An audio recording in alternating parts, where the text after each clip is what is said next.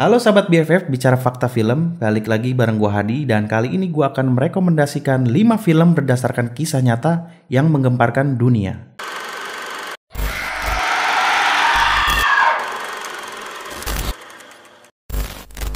Snowden, film bergenre thriller yang telah dirilis di Amerika Serikat pada 16 September 2016 yang lalu ini disutradarai oleh Oliver Stone, orang di balik layar beberapa sinema terbaik seperti Platoon, Wall Street, Any Given Sunday, dan berbagai karya lainnya. Film ini diangkat dari dua karya, yakni buku berjudul The Snowden Files oleh Luke Harding dan Time of the Octopus oleh Anatoly Kucherena yang berdasarkan kisah nyata. Film berdurasi selama 134 menit ini didistribusikan oleh Open Road Film. Edward Snowden yang diperankan oleh Joseph Gordon-Levitt diceritakan sebagai seorang pria yang masih muda mencoba membongkar ke beberapa media tentang ribuan dokumen rahasia yang ia peroleh saat bekerja sebagai kontraktor NSA atau National Security Agency untuk Dell dan Booz Allen Hamilton. Dokumen yang bocor mengungkap keberadaan berbagai program pengawasan global. Banyak dari mereka dijalankan oleh NSA dan Five Eyes, sebuah aliansi 5 negara yang sepakat berbagi hasil intelijen atau sadapan, yaitu Amerika Serikat, Australia, Kanada, Selandia Baru, dan Inggris, dengan kerjasama perusahaan telekomunikasi dan pemerintah Eropa. Karena hal ini, Snowden jadi memiliki banyak musuh yang mengincarnya dan menginginkan Snowden untuk tidak banyak memberikan keterangan. Rahasia tersebut sangatlah penting diketahui masyarakat dunia. Oleh karena itu, Snowden ingin mengungkapkan rahasia tersebut kepada berbagai media di dunia. Rahasia yang ingin Snowden ceritakan adalah adanya pengawasan secara global yang dilakukan oleh NSA dan juga Five Eyes yang telah bekerjasama dengan semua jaringan telekomunikasi serta pemerintahan Eropa. Agenda pengawasan global ini sangatlah berbahaya karena para atasan yang bisa mengaksesnya akan dengan sangat mudah menemukan orang dalam hitungan detik saja dan apa yang sedang dia laksanakan. Program ini juga lebih banyak dilakukan untuk hal-hal negatif meskipun tampak dari luarnya adalah hal yang sangat positif yang bertujuan untuk keselamatan dunia. Di tengah aksi Snowden ini, ternyata pihak NSA mengetahui kalau Snowden ingin memberitahu dunia mengenai program pengawasan global. Maka selanjutnya yang terjadi adalah perburuan hebat memburu seorang Edward Snowden. Bagaimana nasib Snowden dan impact-nya terhadap dunia? The Fifth Estate, film bergenre thriller biografikal yang dirilis pada 18 Oktober 2013 di Amerika Serikat ini terinspirasi dari kisah nyata Julian Assange, seorang aktivis dan hacker komputer yang diperankan oleh Benedict Cumberbatch, dan Daniel Dambsky-Bird, seorang jurnalis yang diperankan oleh Daniel Brühl yang mendirikan situs WikiLeaks, sebuah situs yang sempat menggemparkan dunia karena menyebarkan informasi-informasi negara yang sangat rahasia. The Fifth Estate diangkat dari tulisan Daniel Dambsky-Bird sendiri berjudul Inside WikiLeaks. Sinema berdurasi 128 menit ini didistribusikan oleh Walt Disney Studio Motion. Di awal cerita, Daniel dan Assange bertemu di Chaos Communication Congress di Berlin. Daniel yang sangat tertarik dengan aktivitas online membuatnya mendekati Assange. Dan mereka berdua akhirnya berkorespondensi melalui email dan mulai bekerja bersama WikiLeaks. Website WikiLeaks tersebut berisi informasi yang disembunyikan kepada publik dengan sumber yang tidak dimunculkan. Target pertama mereka adalah Julius Baer, sebuah private bank di Swiss di mana cabang yang berada di Cayman Island terhubung dengan sebuah aktivitas ilegal. Meskipun Baer kemudian menuntut mereka, namun mereka masih bisa menjalankan WikiLeaks. Kepercayaan diri mereka kemudian meningkat karena hal tersebut dan keduanya memunculkan informasi rahasia selama 3 tahun kemudian. Salah satunya adalah rahasia Scientology yang terungkap pada akun email Sarah Palin, seorang anggota dari British National Party dan kandidat wakil presiden John McCain yang dihack. Dari hasil penyelidikan atas keterlibatan Sarah Palin dengan skandal yang disebut Troopergate ini, pihak berwenang menemukan bahwa Palin menyalahgunakan kekuasaannya karena memecat seorang pejabat polisi yang menolak memecat mantan adik iparnya. Daniel pada awalnya senang dengan pekerjaan di WikiLeaks. Assange juga menyebutkan bahwa perlindungan terhadap narasumber adalah sangat penting.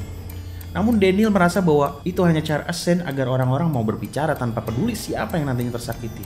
Ketegangan antara mereka berdua bertambah buruk saat Bradley Manning, seorang tentara Amerika Serikat, membocorkan ratusan dari ribuan dokumen pada WikiLeaks, termasuk video pesawat tempur di Baghdad, Afghanistan, dan Irak War Logs, yang berisi apa yang sebenarnya terjadi pada saat Perang Irak, serta 250.000 US diplomatic cables, yaitu sebuah komunikasi berbasis teks yang sangat rahasia. Assange ingin membocorkan dokumen tersebut segera, tapi Daniel ingin agar mereka mereview dokumen tersebut terlebih dahulu. Sebelum Assange bertindak lebih jauh, Daniel dan member lain di WikiLeaks menghapus website tersebut dan menutup akses Ascent ke server.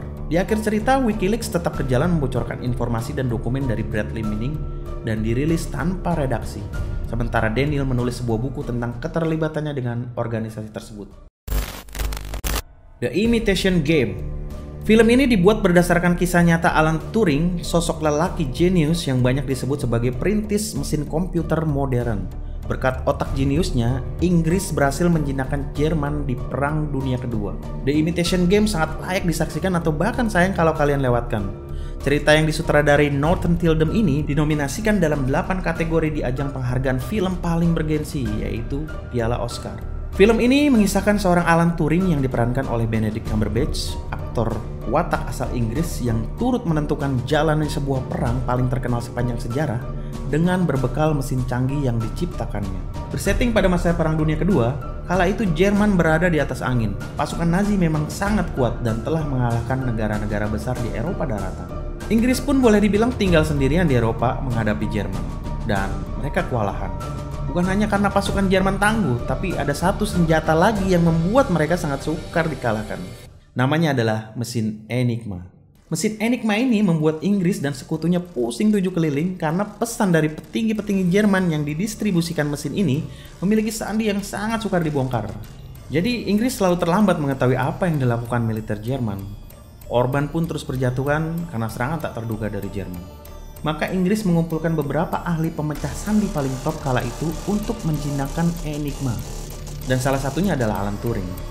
Turing dikenal sebagai pria yang sangat pintar dan menempuh pendidikannya di Cambridge University. Turing sangat yakin bisa menciptakan mesin untuk memecahkan sandi Enigma. Tapi banyak halangan yang menghadangnya. Pembawaan yang penyendiri, sukar bersosialisasi, sekaligus agak sombong membuatnya kurang bisa diterima oleh rekan-rekan setimnya. Kisah Turing menciptakan mesin untuk menaklukkan Enigma diceritakan mengalir dengan baik dan sangat dramatis. Terutama karena sosoknya yang eksentrik serta kisah cintanya yang tak biasa yang berhasil dibawakan dengan sempurna oleh Cumberbatch. Ternyata perang dunia tidak hanya ditentukan oleh para tentara yang bertempur habis-habisan di medan laga, namun juga oleh sosok seperti Turing yang karena otaknya yang begitu cerdas berkontribusi besar terhadap kekalahan Jerman di Perang Dunia Kedua. Turing sendiri di dunia nyata meninggal pada umur relatif muda yaitu 41 tahun. Namun sayang, jasanya yang begitu besar tidak banyak diketahui karena hal ini terkait dengan rahasia negara. Puluhan tahun setelah ia meninggal, akhirnya pemerintah Inggris membuka informasi mengenai kepahlawanan Turing dan menganugerahinya berbagai penghargaan tertinggi. Di kalangan ilmuwan, Turing dianggap sangat berpengaruh dalam perkembangan ilmu komputer. Mesin Turing yang digagasnya dianggap sebagai rintisan komputer modern. Ia pun disebut sebagai bapak ilmu komputer dan kecerdasan buatan. The 33. Film besutan sutradara Patricia Regent ini merupakan cerita nyata yang terjadi pada tahun 2010 yang lalu. Sebuah kisah penyelamatan para penambang yang terperangkap jauh di dalam perut bumi. Berdasarkan buku Hector Tobar yang berjudul Deep Down Dark, maka kisah ini diangkat ke layar lebar. Tambang San Jose adalah tempat bersandar penduduk lokal Copiapo di Chili dalam mencari nafkah. Disitulah para lelaki tiap hari turun ke dalam perut bumi menjadi pekerja tambang. Sampai suatu ketika, penambang yang bekerja di dalam perut bumi tersebut mengalami musibah. Tambang tiba-tiba ambruk dan ada 33 orang terjebak di dalamnya. Perusahaan tak bisa berbuat banyak, 33 penambang tersebut hanya menunggu ajal. Kabar tersebut sampai di telinga Lawrence Goulburn yang waktu itu menjabat sebagai Menteri Pertambangan. Dirinya meyakinkan Presiden Chili bahwa penambang-penambang tersebut mesti diselamatkan. Mustahil berharap kepada perusahaan penambang untuk menyelamatkan yang terjebak. Sang menteri pun akhirnya bertemu dengan para keluarga korban yang menunggu kepastian. Lawrence berjanji akan melakukan apapun untuk menyelamatkan 33 nyawa yang terperangkap di dalam bumi. Meskipun tak tahu apakah mereka masih hidup atau tidak. Mario Sepulveda yang diperankan Antonio Banderas adalah penambang senior yang ikut terperangkap. Meskipun Don Luco, seorang pengawas tambang yang juga ikut terperangkap, putus harapan. Mario tak mau menyerah. Dirinya tak mau mati di dalam tambang. Dan Mario pun terus memupuk harapan kepada yang lain. Di sisi lain, Maria Segovia sebagai pihak keluarga dari salah satu penambang mempunyai hubungan yang buruk dengan Dario, adik kandungnya. Namun, Mario begitu sayang kepada Dario. Hingga tak peduli siapa, menteri pun dilawannya untuk mendapatkan kepastian nasib adiknya yang ikut terperangkap. Emosi menyentuh begitu terasa dibuat dalam setiap adegan. Setiap problematika tokoh dalam film ini dielaborasi dengan apik. Sisi kemanusiaan coba diberikan kepada penonton agar ikut larut merasakan apa yang terjadi. Cerita dibagi-bagi dari berbagai sisi. Lawrence dan Sue Garrett yang mewakili tim penyelamat Mario dan para penambang yang terjebak di perut bumi, serta Maria dan para keluarga yang tak putus harapan menanti keajaiban. Film ini bertumpu pada ketegangan dalam upaya penyelamatan, namun menekankan kepedulian sesama manusia. Sang menteri bukanlah sedang melakukan pencitraan, namun berbicara tanggung jawab sebagai pemerintah. Para penambang yang diwakili Mario, Dario, Don Luque, serta Alex yang menjadi tokoh utama, mereka memang orang-orang pekerja keras yang sudah makan asam garam sebagai penambang. Namun dalam situasi tersebut mereka juga manusia yang punya rasa takut, tapi juga tak putus harapan untuk bisa bertemu keluarga mereka lagi. Sosok Maria Segovia yang diperankan oleh Juliette Binoche menjadi contoh bagaimana keluarga tetaplah yang terpenting meskipun sebesar apapun konflik sesama keluarga. The 33 adalah sebuah film drama penuh haru dengan pesan jangan pernah menyerah, sebuah kisah nyata yang tak hanya bicara penyelamatan tapi sebuah kisah kemanusiaan untuk saling peka dan peduli dalam kehidupan. The Big Short. Buat yang biasa mengurus keuangan mungkin gak sulit untuk kalian memahami film ini, tapi buat yang awam ini sedikit panduan atau sedikit spoiler agar kalian lebih bisa dengan mudah memahami alur cerita film ini.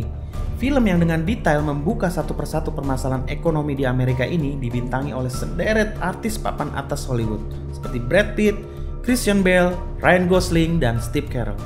Pertama mari kita pahami dulu apa itu leverage. Ini sebenarnya adalah biang masalahnya. Contohnya kalau kita mau beli rumah dengan harga 100 juta, kemudian menjual dengan harga 110 juta, maka kalian untung 10 juta dan pokoknya pun kembali.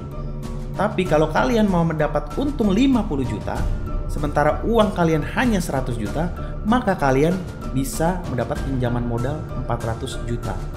Inilah konsep yang dimainkan di Wall Street, baik itu perusahaan investasi, bank maupun investor. Utang inilah yang disebut leverage.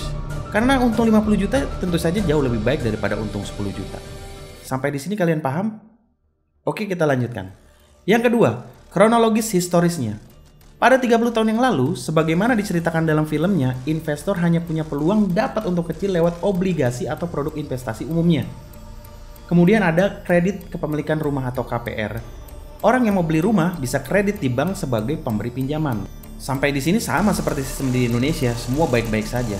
Nama produk ini adalah prime mortgage. Awal persoalan terjadi saat ada bank investasi yang kemudian membeli KPR itu dengan harga lebih tinggi dari yang seharusnya. Lalu bank menjualnya karena mendapat untung, dan bank investasi menerima pemasukan dari pembayar angsuran, dalam hal ini pemilik rumah. Masalahnya, bank investasi ini menggunakan leverage untuk membeli KPR-KPR-nya. Semakin banyak rumah yang dibeli, semakin banyak keuntungan bank investasi. Karena itu, mereka terus mendorong agar transaksi beli rumah terjadi. Masalahnya, orang yang beli rumah sudah tidak ada.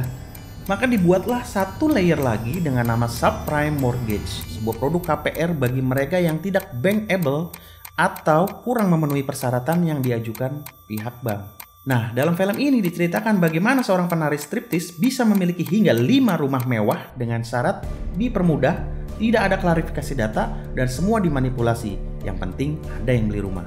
Sehingga bank pemberi pinjaman, bank investasi dan investor hingga maklar mendapatkan komisi dan keuntungan, dan si pemilik rumah bisa punya rumah. Finally, everybody happy. Produk inilah yang disebut dengan Collateralized Debt Obligation atau CDO, yang sepanjang film ini memang dijadikan sebagai isu utama. CDO itu ibarat sebuah gelas yang tersusun, jadi kalau ada uang datang dari pembayar angsuran, maka gelas pertamalah yang terisi duluan. Kalau semua membayar, maka semua gelas terisi sampai yang paling bawah. Tapi kalau ada yang gagal bayar, maka gelas tengah atau paling bawah bisa tidak terisi. Makanya bank investasi sendiri membuat klarifikasi mana yang KPR yang aman, KPR yang sedang, dan KPR yang beresiko. Nah, soal kedua yang makin memperparah, supaya mendapat keuntungan tambahan, bank investasi membuat produk turunan lagi.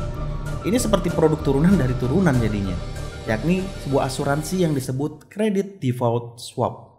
Inilah pokok yang terus jadi isu yang sama ramainya dengan CDO. Kita lihat ada kelompok-kelompok yang mendapat untung dari krisis Amerika tahun 2008, yaitu mereka semua yang telah memprediksi dan kemudian membeli CDO. Poinnya gini, kalau pengangsur gagal bayar, maka pemegang CDO yang notabene pemegang asuransi CDS akan menerima uang. Agar terlihat aman, maka bank meminta badan pemberi peringkat kredit melabelkan investasi ini yang paling atas dengan label AAA, itu adalah peringkat yang paling aman dan yang lumayan aman dengan label BBB. Karena labelnya aman, maka ini bisa ditransaksikan. Sistem ini berjalan dengan baik sampai dengan ketika para pemilik rumah menjadi gagal bayar. Bank pemberi pinjaman menyita dan pemasukan mereka yang awalnya angsuran berubah menjadi rumah. Dalam ekonomi yang normal ini biasa, karena bank bisa menjualnya. Tapi masalahnya ini semakin banyak yang gagal bayar. Tiba-tiba bank menjadi pemilik jutaan rumah. Karena banyak rumah yang akhirnya dilelang bank, maka sesuai hukum ekonomi, harga akan menjadi turun. Bagi yang mencicil dengan baik, mereka sadar harga rumahnya turun dan mulai ragu dan marah untuk apa lagi harus bayar KPR tinggi, sementara harga propertinya turun.